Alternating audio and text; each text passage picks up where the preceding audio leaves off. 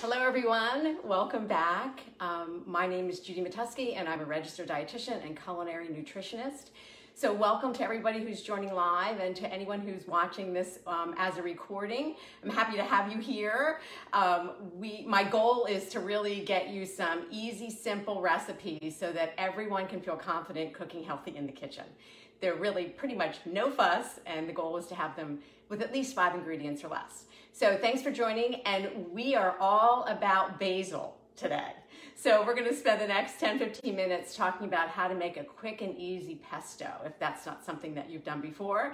I'm hoping that I can sort of encourage you to try that out. Let's just first talk about what's showing up in the foreground in this picture. And this is a mammoth of a plant. And I'm gonna just pull it out because I really want to show it to you. Look at the size of this gorgeous basil plant. This is growing on my patio. My husband, who is a fabulous gardener, is growing several of these in our backyard right now. So needless to say, I am going to be doing a lot of cooking with basil this summer. And I'm happy to do that because it is absolutely my favorite herb.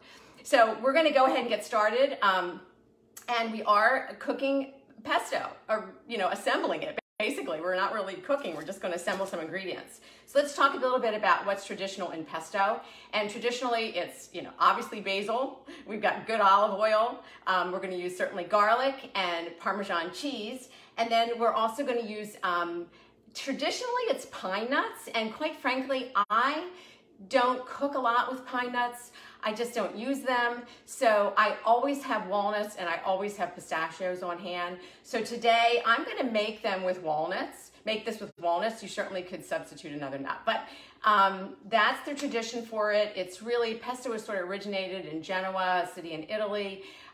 We've sort of modified it, I think, and sort of Americanized it a little bit, because you can certainly see a lot of different pestos made from arugula, or made from mint, or made from other herbs, but traditionally it really is with basil. And I have these gorgeous basil leaves that I picked just like literally an hour ago, not from this particular plant they have in here, but from our garden. So I'm going to be using those as we put this together. So I'm really curious though, how many of you are actually growing basil plants on your patio or in your backyard? If you just want to comment in the comment section, that would be great. Because it is a very easy herb to grow. So if you just have a little bit of space on your patio, or on your patio, and you're doing it in a pot like the one that I showed you, it'll do really well. It just needs a lot of great sun, and it loves the heat of the summer. And the main thing that I'll point out is, if you do grow basil, you really want to keep on top of it, because this is what tends to happen. It's going to start to flower. And when it does that, that is sort of coming to the end of the basil plant a little bit. And then the basil leaves start to get a little bit bitter, and you don't want that. So at the minute you start to see this flower forming at the top of the basil plants, just snip it off. Just with your fingertips, just like take it right off. And keep up with that, because that'll keep your basil growing then all summer long. So that's just kind of the main little tip when you're growing basil. All right, so let's go ahead and get started with putting this together. You do need a Cuisinart. Traditionally, this is made in a mortar and pestle. I'm not going to be doing that. That takes like 20 minutes or more to do it that way, but apparently that is the best way to make pesto. But we're going to modernize it. We're going to use the Cuisinart because we're going to just kind of whip it together pretty quickly. All right, so the main thing here is we're just going to put most of the ingredients in the food processor. So I have some garlic, and the recipe calls for 2 cloves, and it really just depends on how much basil you're using. There's a recipe, honest to gosh, I almost don't normally follow it. This is about 3 cups probably of basil, and when you're measuring basil, you really want to press it down in the measuring jar or container, because you do want a compressed measurement, not just the fluffy basil. So this is it's a little over 2. It's more like probably 3 cups of basil. So first I'm going to get the garlic cloves in. So for 3 cups of basil, You know, these are sort of big garlic cloves, so I don't know that I'm going to use 2. And this is just all flavor preference. My family's not huge on a lot of garlic. We like it, but we just don't like things too garlicky. So I usually go a little light when I make something with garlic. So I'm going to probably use maybe 1.5 of these garlic cloves, and you can just go ahead and throw them in. You don't have to, but what I typically do is I like to kind of get my garlic started. So I'm just going to whirl this around. Just make sure that this gets nice and chopped up, because I don't really want, I just don't want big chunks of garlic in there while I'm eating the pesto. So that I tend to do that, throw that in. And now we're just going to assemble all the other ingredients. So we've got our gorgeous basil leaves, and I think traditionally, again, in some of the pesto recipes, that they really prefer that you use the real more tender, young basil leaves. And I think there's something to that. I think they're the ones that are going to be a little sweeter. They're certainly going to be a little less bitter. As the basil plant grows and as the leaves get a little bit bigger, there is a little bit of a bitterness there, but honestly, I don't really mind that at all. I don't really care. So I'll use any and all sizes of basil leaves when I make the pesto. But if you do want something that's maybe a little sweeter and just a little bit, a little less bitter, then maybe you want to go with the smaller leaves. All right. So I have them in there. The one thing that you don't really want is you don't want the stems. So I would take the stems. We really are just trying to work with the leaves in here. All right. So we've got our basil in there, and it's about 1/2 teaspoon of salt, and this is really to preference. You can taste it. I put a little less to start, and then you might want to taste it, and then you can add a little bit more salt later. If you're salt sensitive and you're really trying to reduce your sodium, then just go less. That's fine. All right, and now, like I said, traditionally it's pine nuts. Like I just don't use pine nuts, so I always have pistachios and I always have walnuts, and I'm going to use walnuts just because in my book they sort of edge out nutritionally pistachios just a little bit, in that walnuts are a little unique in that they're one of the few nuts that are really rich in omega-3 a plant version of omega-3 fatty acids. So that's kind of nice. A lot of nuts are not particularly high in omega-3, but walnuts are. So I like to try to use them whenever I can. So we're going to use, it's about 1/3 cup of walnuts. And again, I'm going to measure for this, but normally I wouldn't. I'd probably just take a handful and just throw it in. So let's put those, go ahead and we'll get those in. And then what I'm going to do is I'm going to hold off when using the olive oil and after I blend this together a little bit. And then at the very end, we're going to add the cheese. And we'll talk a little bit about that cheese in a minute. Now for this, when you're making pesto, you really want the best ingredients. And I think that kind of goes with most of the recipes that I'm going to be making, because when you're only using 5 ingredients, you want to make sure that those ingredients are pretty top notch, right? So you want them to be fresh and you want them to be really good quality. So this would be the time to really break out, a good extra virgin olive oil. Really, you really just should be cooking with extra virgin olive oil anyway. So, what I tend to have maybe one that's just a little bit better. This is an unfiltered olive oil, and it has a real nice sort of peppery, kind of really rich olive flavor. I'll use something like this in my pesto and salad dressings. And then I just have another brand that is not equally as good, but pretty good. That's the one that I'll cook with. All right. So I'm going to add that. We're going to drizzle that olive oil in after we kind of get this going. So let's go ahead and kind of whirl this up. So it should just pull itself right down as your blades should sort of pull this basil in and start to really whirl this together. You just might want to take the lid off and just sort of scrape around the edges. Oh my gosh, this smells so good. I wish you were here and could smell it. It is really it's so fragrant. That's what I love about basil. It's just an amazing herb, and it's so fragrant. I use it on everything, as you can tell because of the amount of basil we have growing. I'll make pesto frequently, and the nice thing about pesto is you can freeze it. So I will make it. Some say you should wait and add the cheese after you freeze it, freeze it, defrost it, then mix the cheese in. I don't know that it really matters. I've tried both. I think they're both fine. So I will make it and then put it in small jars, and I will pop it in my freezer, and then I can pull it out. And it's really nice to have in the winter, you know, when you're really, really dying for some real fresh herbs. So that's a nice little thing that you can do, and it's great that it freezes. All right, so I'm just gonna whirl this around a little bit more. All right. Breaking it up. I mean, you don't want this to be super pasty. It's going to get more like that when you're doing it in a food processor. If you were, and you had the patience to do it with a mortar and a pestle, that would make a pesto that's not as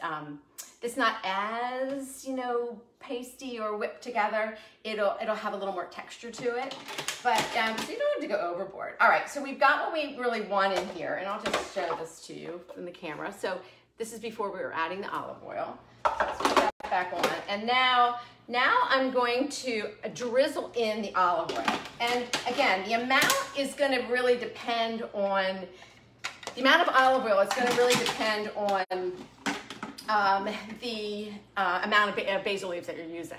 So I think the recipe says about 1/4 to 1/2 cup. It typically doesn't take more than 1/2 cup. But again, I don't normally measure it. I'm just gonna drizzle this in as this is whirling so that I can keep an eye on it. And it'll start to come together, and you can really see that as the olive oil is really getting emulsified in with the basil, it's going to pull itself together pretty easily. And again, you may need to, which I'm going to do right now, you might want to just stop and get your lid off for a second and just bring down the sides a little bit so that it can all come together.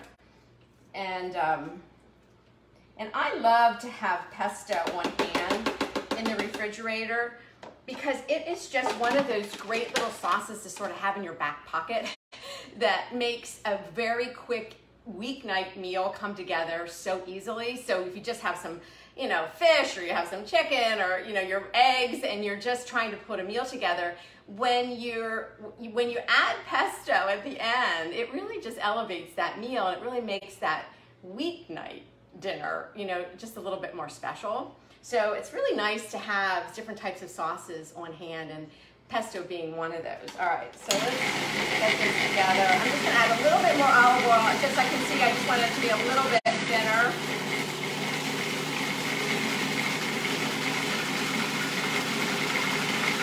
All right, I think it's really good.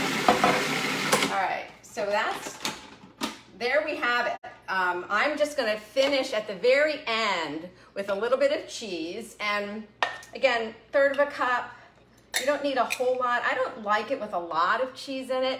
You don't even have to add the cheese at this point. You could just do this and, you know, taste it. Maybe you have to season it a little bit with some salt if you need that, but this would be fine to have this just sort of like a salsa verde almost, like not with the cheese. But traditionally there is cheese, and it's Pecorino Romano. Parmesan Reggiano is the traditional cheese used in pesto. You could use other cheeses, but this is I think pretty traditional, and it does add the right kind of flavor that you're looking for. So I'm gonna just bring it in. I add the cheese at the end for a reason. I just don't want this cheese to be completely emulsified into the pesto. I wanna have a little bit of those, you know, I wanna be able to tell there's cheese in there. So I'm just gonna pulse this in, and that's it. And we are done, all right? So if you're taking a peek here, you can see that it is a little bit chunky. It has come together. It is very nice and green right now. Now, once basil gets chopped, it will oxidize, and then it does start to turn dark. It'll get, you know, a little almost black. Nothing wrong with the basil. It's still perfectly fine, and it's still gonna taste great. It's just that once it's exposed to air, that's just what happens. So when you're storing it, I like to, you know, save a whole bunch of just small jars. And when you're putting it in the jar, when you finish getting it in there, just top it. What I like to do is top it with a little bit of extra olive oil. That helps to sort of preserve it and helps it to kind of stay a little bit more green. Now, I made this the other day, and my I think it was just the basil that I used. It didn't get quite as dark as this. It was a little bit more of a little bit bright green. But then I would just drizzle just a tiny bit of olive oil right on the top. And that kind of helps to seal it a little bit before you put your lid on and before you put it in the fridge. But there you go. And now these are just, keep these little jars in the refrigerator. These last, I don't know, 2 weeks. I don't know. I have them in my refrigerator for, you know, a fair amount of time. If you don't think you're going to use it right away, then by all means go ahead and freeze it. But that's it. I mean, so if you're looking to have a really quick and easy sauce, this is one for you. Especially if you have basil growing in your backyard, please go ahead and make this and put this sauce on just about anything. There's nothing in my mind that it doesn't taste good on. My main go-to, which is I think very traditional, is to just cook up I usually cook up some really good whole grain pasta. I just toss it with a little pesto, and I'll save some of the pasta water to thin it a little bit, pop it, and top it with a little bit of extra Parmesan cheese, and you have a really fantastic, simple, easy meal for the middle of the week.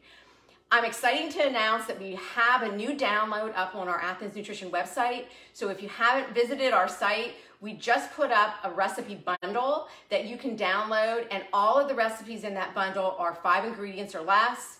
And we've also added a bonus handout that lists sort of our top 10 foods that everyone should have on their plate and why. So if you want to check it out, I'll put our link up in the comments.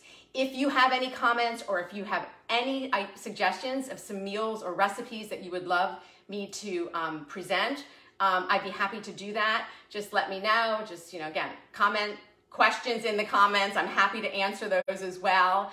So please just check us out.